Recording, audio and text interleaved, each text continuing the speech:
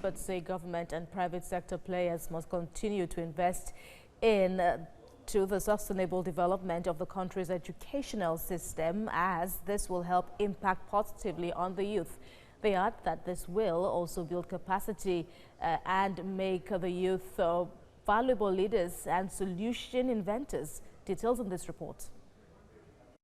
UNESCO over the years has pushed for budgetary provision for education in developing nations like Nigeria to be pegged between 15 and 20%. Education can close achievement gaps, lift communities and individuals from poverty.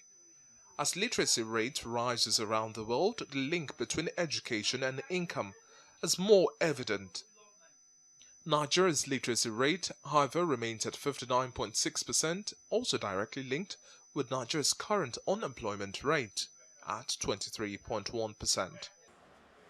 The Stakeholders Conference by Leap Africa and its partners center around how Nigeria can achieve the Sustainable Development Goal in education. To solve the funding problem, like I will always say, government has a part to play. I know the recommendation by UN is 25% of budgets in developing countries should go to education. We know many states, or even as a country, we still have a single-digit budget percentage for education. So I would say, first of all, government should at least try to advance. I'm happy with a particular state governor who I know has stepped up the education budget to 12% right now. Through their LEAD program, with the support of the teachers.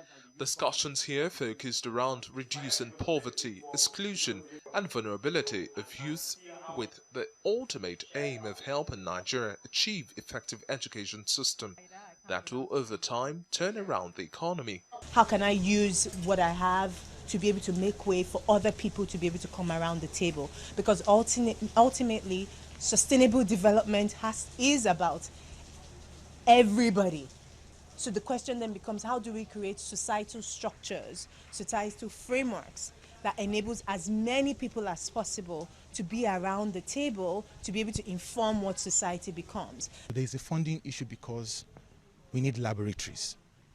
For instance, many of our public schools, the state of classroom furniture is at a deplorable state. Now technology is what is driving industry, right? So how is technology informing how we are producing knowledge in the classroom? So those are things that we need to think about. This is where government needs to spend money, but government cannot do it alone. Part of the resolutions of this gathering is that for Nigeria to achieve economic prosperity, standards must be improved while concerned parties must keep pace to development in the technological world.